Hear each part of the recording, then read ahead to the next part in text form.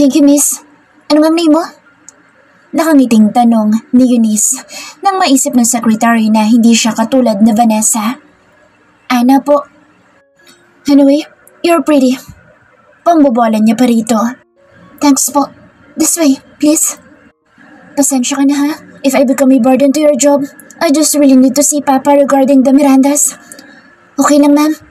Pasensya na din po kayo. Kasi sabi po ni Mong Vanessa dalawa lang din daw po sila na anak ni Sir. Talagang ito si Vanessa kahit kailan. Mahinang anas ni Eunice. Nangiti naman si Ana sa sinabi niya. Sorry.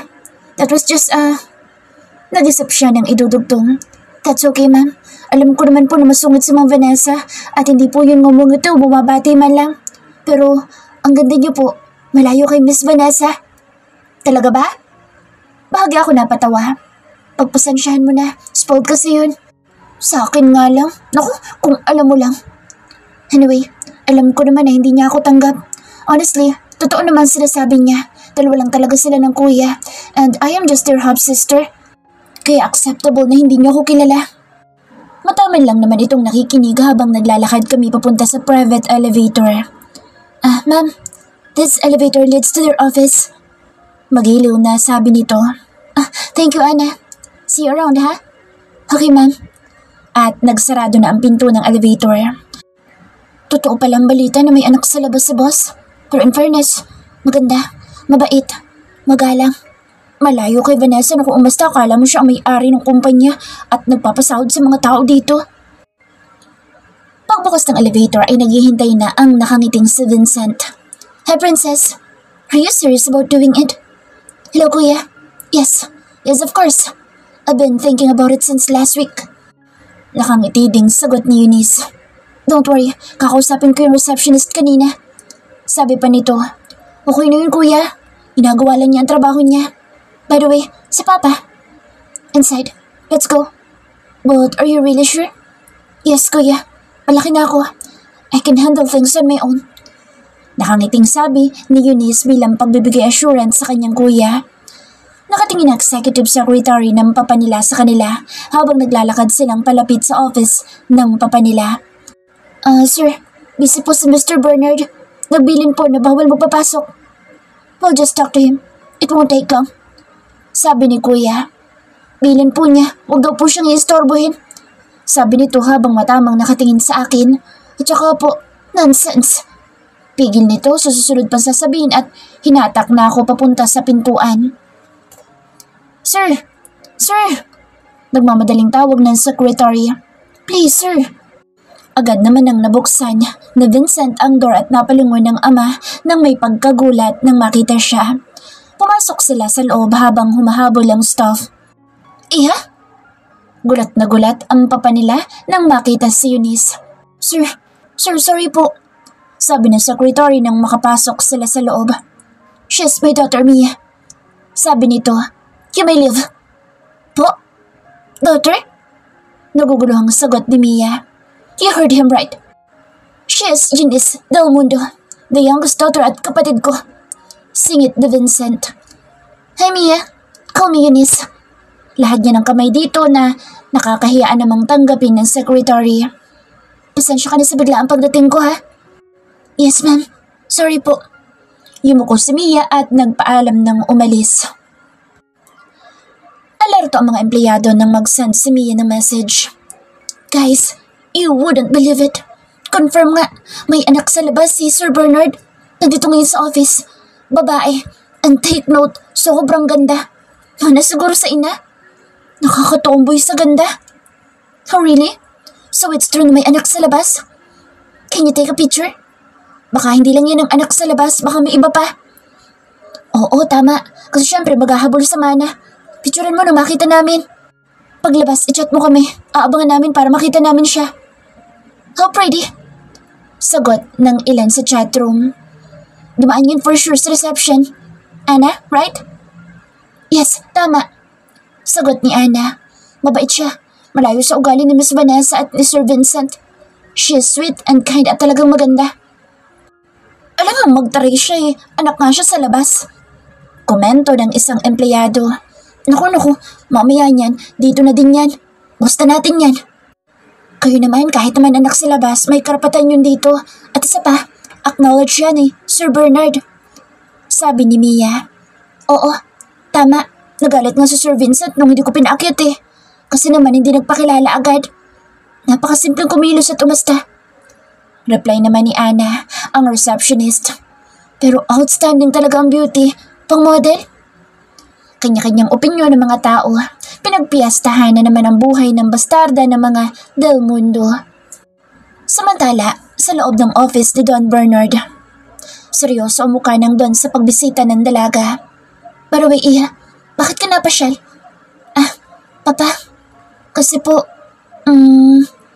nautal ang dalaga dahil hindi alam kung paano sisimulan. What?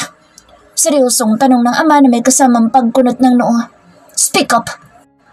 If I got to deal with Miranda's construction, will you allow me to live?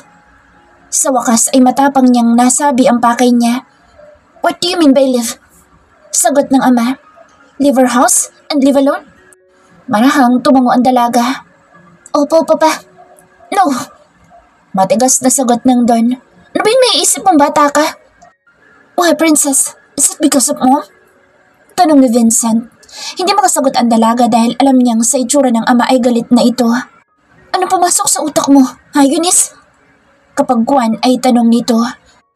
Naisip ko lang po na I am of legal age. I'm 21 and all my life I've been living like hell. Only Kuya at Manang gave me importance inside the house. Naluluhang sagot ng dalaga. I want to try living on my own. I want to have a peaceful life, Papa. Mahirap mabuhay mag-isa, anak. Harang nito sa iba pa niyang sasabihin. At hindi kita mapapayagan sa gusto mo dahil ayokong lumayo ka. Malungkot ang mata ng Don na nakatingin sa dalaga. Alam niyang malaki ang kasalanan niya rito. Napasinghap ang dalaga sa nadinig na tawag sa kanya ng ama. Ang salitang anak na pinapangarap niyang madinig. Di po ba? Mas mahirap mabuhay nang alam mong hindi ka welcome sa tinitirahan mo. You never defended me ever since because you knew this was all your fault. I am a burden to you. Pigil na pigil si Eunice na tumulo ang luha. I want them to see that I am strong. Lahat na lang po ay nangyayari sa bahay, kasalanan ko. It's not fair, Papa. Anak, ano ba yung sinasabi mo? Oh God. Do you know how it feels to hear you calling me anak? It was heaven, Papa. I am so happy, but this is all an illusion for me. Kasi alam ko, pag nasa bahay na po ulit tayo, hindi nyo na ulit ako magagawang tawagin yan. Pa, I am just asking for my freedom. Please understand. Sa puntong ito ay hindi niya napigilan ang panginginig ng boses. Hirap na po ako.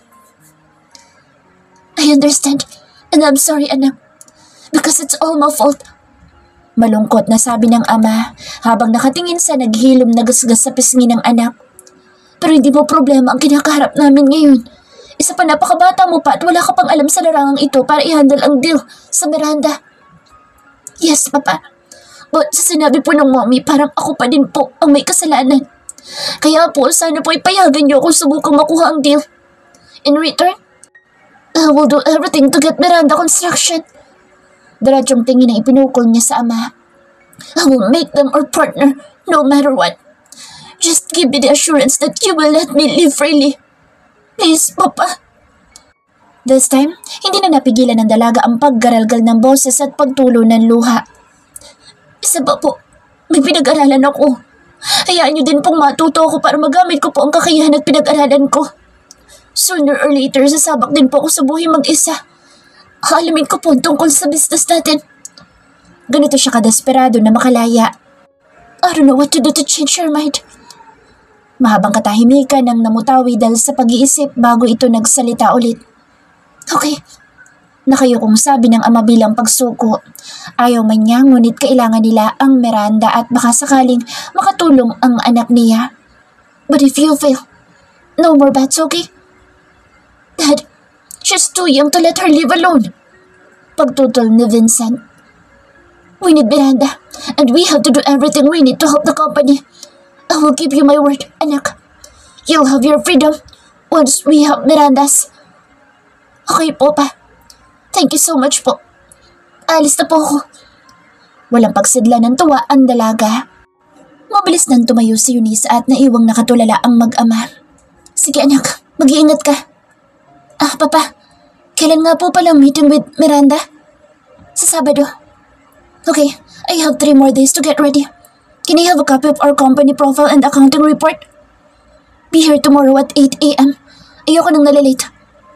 Napangiti si Eunice sa sinagot ng ama dahil nangangahulugan ito na simula na ng paghahanda niya para sa panibagong laban. Bumukas ang office door ni Bernard.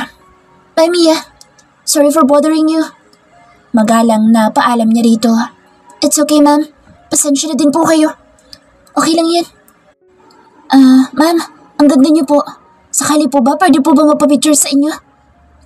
Me? Nabiglang sabi ni Eunice. Okay, sure.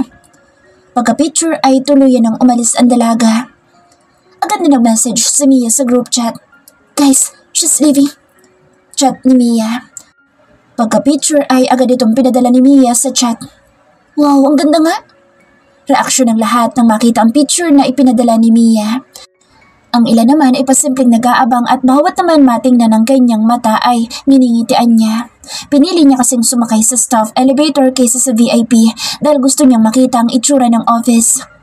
Wow, ang ganda nga, lalo sa personal. Ang ganda ng bastarda ng mga Del Mundo. Mana siguro sa ina, kasi malayo sa face value ni Ma'am Vanessa eh. At muli, naging laman siya ng isang mainit at magulong usapan na animoy palengke sa ingay, gawa ng chismis. Sakay ng kotse, pauwi ay hindi mapakali ang dalaga. Alam niyang hindi madali ang gagawin pero handa siyang sumugal. Sugal na sisiguraduhin niyang mananalo. Mukhang napasubo yata ako. Dapat kasi hindi ka muna nagpadalos-dalos at nagplano ka muna bago ko sumabak sa gulo. Paninisin niya sa sarili. Ano nilang gagawin mo pag hindi mo nakuha ang Miranda? Anong mukhang iharap mo sa madrasta mo? Lalo lamang sila magagalit sa'yo. Ay, samod-saring isipin na nagbibigay ng pagkabalisa sa dalaga. Papasok sa bayan ng La Esperanza ay may tulay bilang tanda ng pagkakahiwalay nito sa kabilang bayan. Naisipan niyang huminto muna at magpahangin at nang makapag-isip. Nagpunas muna siya ng wet wipes upang kahit paano ay marelax ang kanyang mukha sa pagbura ng make-up. Bumaba siya sa kotse at sumandal sa may tulay. Sa lalim ng iniisip ay hindi niya napansin ang grupo ng tao na nagpipictorial sa baba ng ilog. Excuse me, baka lang kasi hindi mo napapansin na nakakastorbo kayo na sasakyan mo sa trabaho namin sa baba. Masungit ang baritonong boses ng lalaking nagsalita. Excuse me? Mataray na sagot ng dalaga at nagpa siyang lumingon sa may-ari ng baritonong boses. Nagulat siya na makitang sobrang gwapo ng kaharap. Natahimik ang dalaga at hindi nakapagsalita. Miss, you can close your mouth. Baka kasi pasukan ng langaw. Nakangising sabi ng hambog na lalaki. Isa ba, maalikabok dito. You might carry. Hindi pa tapos na sasabihin ng lalaki na magsalita ang dalaga. Antipatiko! At noon lamang niya napansin na meron ng photoshoot sa bukana ng ilog. Ang lalaki nagsalita siguro ang model dahil sa suot nitong ternong Amerikana at gwapong-gwapo sa suot. Base sa tindig at forma, halatang mayaman ito at nasa upper class. Hey miss! Nakangiting sabi ng bagong dating na lalaki at itinukod ang siko sa balikat ng unang lalaki at ang kamay ay nakalagay sa baba. Gwapo din ito pero mas malakas ang dating ng isa. Nag-iisa ka? Would you like to join our photo shoot? You're pretty, and we can include you as our model. Di na, no? Baka mistorbo ko pa kayo ng boyfriend mo. Sabay talikod ng dalaga at sakay sa kotse. What? Sabay na sabi ng dalawang lalaki habang nagkakatinginan at namilog ang mga mata sa narinig. Boyfriend? Pinalis ni Rafael ang kamay ng kapatid sa balikat. Excuse me, miss! Sigaw nito, ngunit agad nang nakasakay sa kotse, si Eunice at mabilis nang pinaandar ito. Let her live, kuya. Sabi ni Ryan habang nakangiti nang maalala ang sinabi ng dalaga. Napagkamalan silang bakla. I can't believe this. Bakit ba kasi inakbayan mo ako? Kago ka. Shit. Asar na sabi nito sa nakababatang kapatid na si Arthur. Tatawa-tawa lang ang kapatid at tumalikod na. Let's finish this, kuya. Nang makapagpahinga na tayo. Saka mo na alamin paano mo makukuha ang susunod mong biktima. Makahulog ang pagbibiro ni Ryan sa kapatid.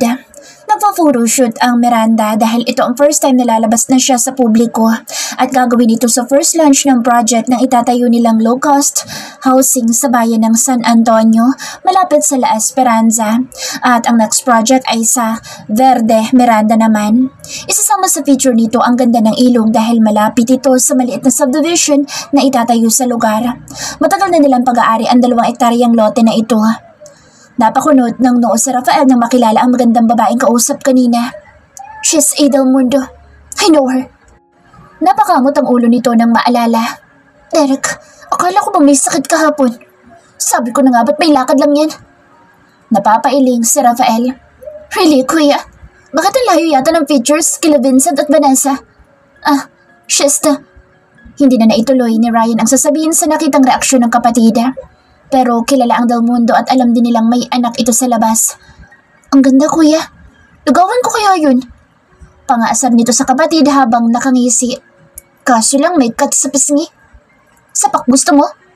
Sabay amba sa kapatid. Teka, anong cut? Hindi na nabigyan ng binata ng pansin ang gasgas ni Eunice sa muka dahil mas nahalina siya sa taglay nitong ganda. Yung gasgas sa left face niya, namumula nga eh. Baka kaya hindi nakapunta kahapon, nahihiya sa scar.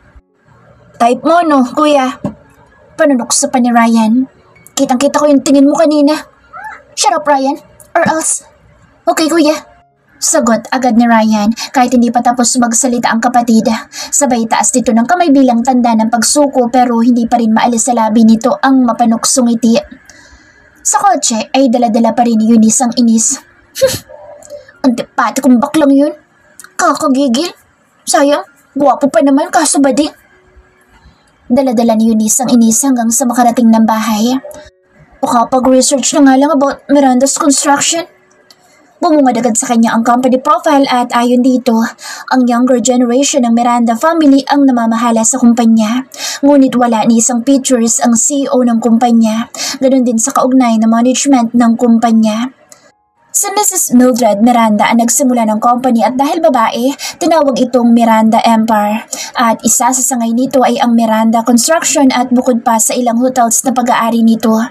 Sumunod na pinamahalaan ng anak, ngunit maagang namatay kaya ang apo na ngayon ang namamahala.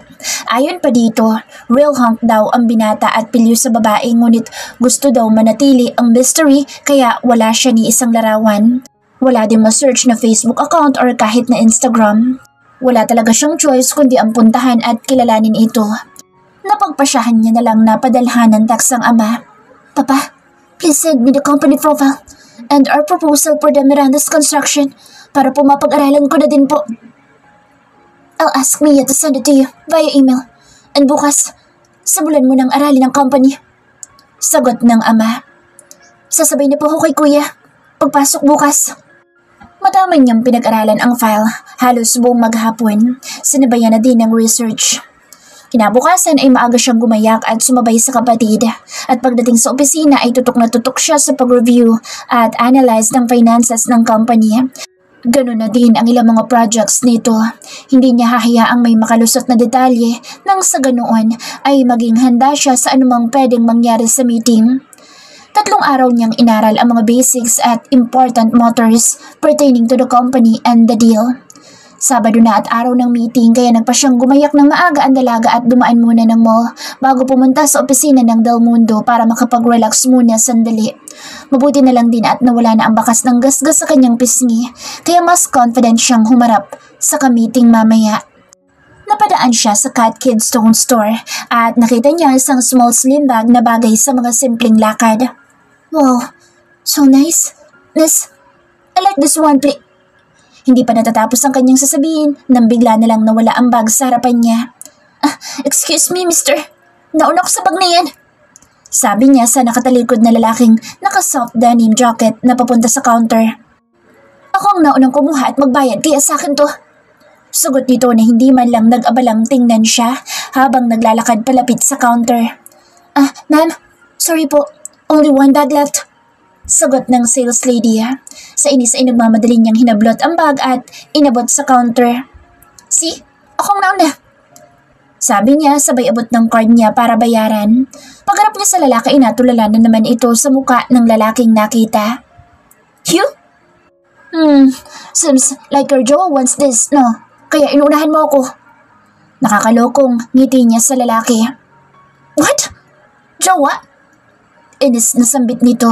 Yeah, the one you're with the last time I saw you. Sa ilog. Yung bading na may kasamang jowa sa Victoria. Dala ng kapilyahan ay hinablot niya ang credit card ni Rafael sa kamay at dali-daling lumabas ng store. Sige, ulul ka. Nasa akin ang card mo. Itapon ko pa to eh. Di kayo sagarin kong usage nito. Sabi ng utak niyang may kasamang kapilyahan. Matiim ang pagkakatingin ni Rafael sa babaeng palayo, dala ang card niya. You'll pay for this woman. I'll swear. Sa naisip ay napailing na lang siya at lumabas ng store. Iraregalo niya sana kay Athena ang bag na iyon dahil paborito nito ang Cat Kid Stone at birthday ng kapatid ngayon. May naglalaro magandang idea sa ngiti ni Rafael habang papalabas ng shop. Si Eunice naman ay nagmamadali ng pumunta sa opisina ng ama para makapaghanda sa presentation na gagawin mamaya. Hiling niya ang matagumpay na deal para sa mabilis na paglaya sa kamay ng madrasta. Habang papunta sa opisina ay masayang-masaya ang pakiramdam ni Eunice gawa ng kalokohan niya, pero hindi niya alam ang magiging dulot ng kapilyahan niya. Una, nakuha niya ang bag na sobrang gusto niya at pangalawa, alam niyang naasal niya ang lalaking kausap kanina. Lalaki nga ba o bakla? Napapabungis-ngis ang dalaga sa isiping iyon. Maagang dumating ang dalaga sa opisina. 2:00 p.m. ang meeting pero launa pa lamang ay nagpa-park na siya. Walang tao daw Saturday ngayon at sa Monday ang interview niya sa Miranda's Construction bilang architect. Sa ngayon, susubukan muna niya ang deal na kailangan ng Del Mundo. Kailangan niyang galingan para makuha ang deal na ito kaya nagpunta na din siya ng ladies room to change her outfit. Kahit out of style ay inilipat niya ang wallet at cellphone sa bagong bag. Cat Kid Stone sling bag is versatile and elegant. Yun nga lang hindi yata bagay sa formal na meetings tulad nito. Pero since favorite niya ang brand na ito kaya lagi siyang bumibili. Dahil na rin siguro sa mga flower designs which also shows her love for plants. Cat Kid Stone is one of her happiness. Eunice looks professional, wearing red sleeveless silk dress paired with white coat and Alexander McQueen white high-heeled shoes. As a preparation to her plan on getting the Mirandas, she decided to wear red-colored dress because it increased physical attraction, sexual desire, and romantic sentiments in comparison to other colors. Kitang-kita ang hubog ng katawan sa soft dress na suot.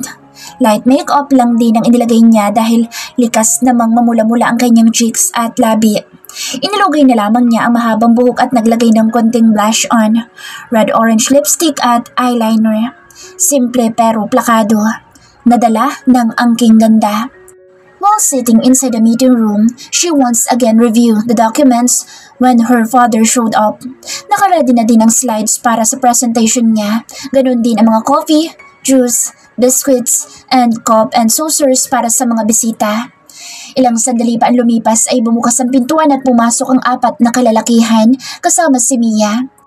Nakaramdam si Eunice ng kakapusan ng hininga sa pagkabigla at pakiramdam niya ay ilang libong boltahe ang pumasok sa katawan dahilan ng biglang pagkapula ng pisngi niya dahil sa isa sa mga lalaking pumasok sa loob ng conference. Lahat ng pinaghandaan niya ay parang nawala sa kanyang sistema. Good afternoon, gentlemen. Bati nandun sa mga bisita at isa-isang kinamayan. You may take a seat. Turo nito sa mga swivel chair na nakapalibot sa table. Sir, would you like some juice or coffee? Singit ni Mia nang mapansing tulala ang dalaga. Sumayas lang ang kamay ng mga lalaki na nagsasabing huwag nang mag-abala. Iha, this is Rafael Miranda, the owner and CEO of Miranda's Empire. Hindi pa rin kaagad nakakilos ang dalaga. Parang gusto ninyang lububog sa kinatatayuan habang nararamdaman ang tumatagos na tingin ng lalaki sa kanya. Oh shucks, what have I done? Tanong niya sa sarili. I'm doomed. Eunice, anong gagawin mo?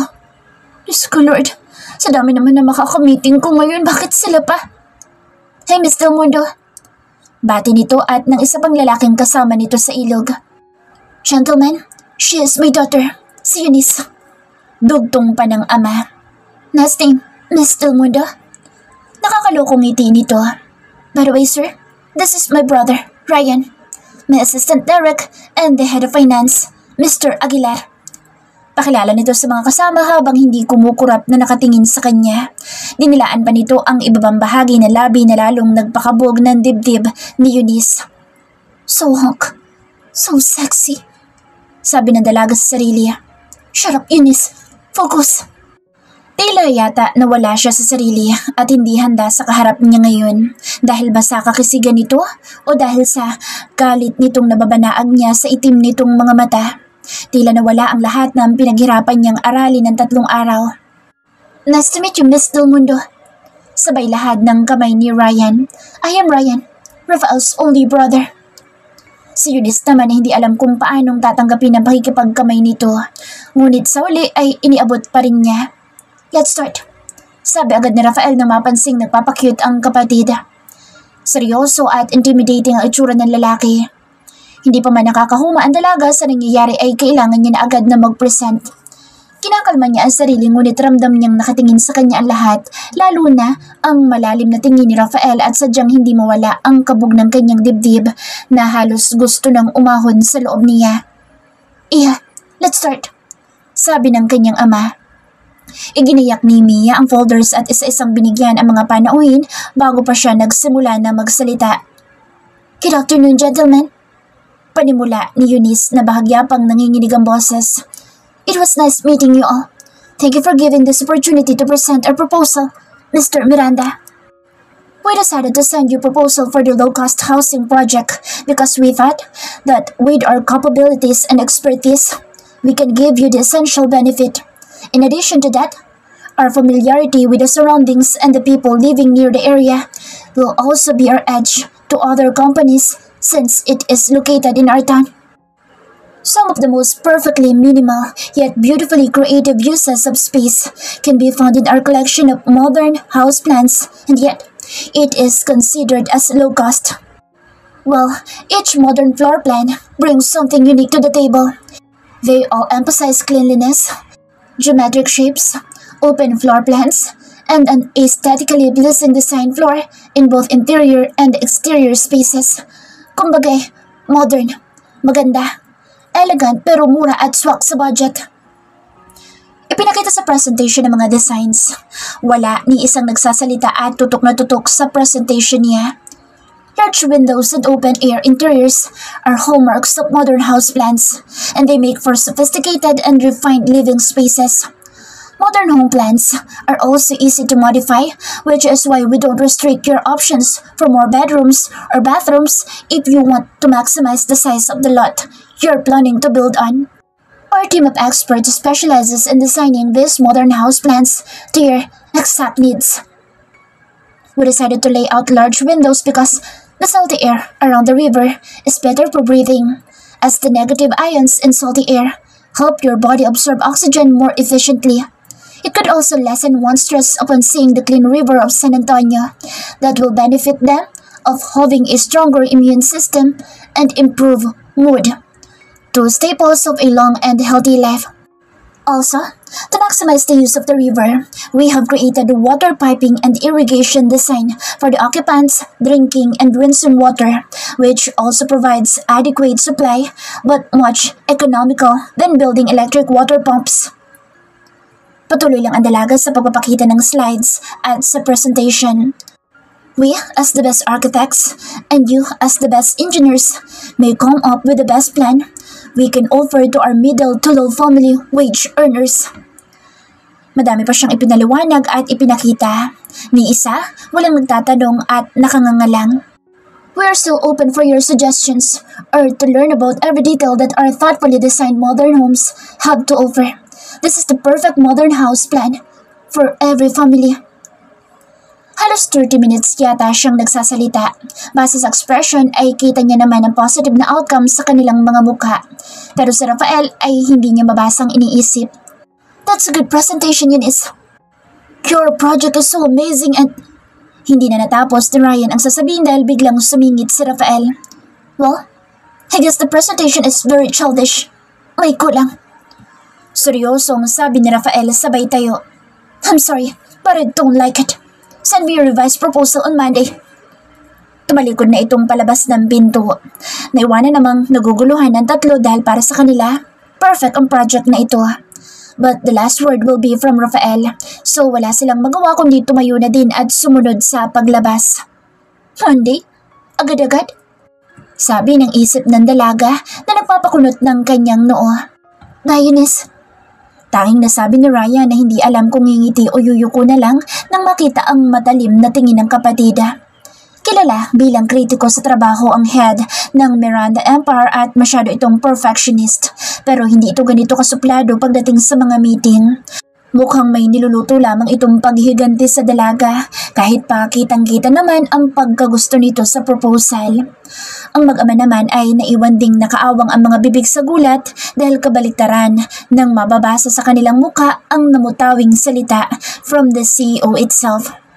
Na-disappoint si Eunice dahil ito ay nangangahulugan na hindi pa siya makakalaya.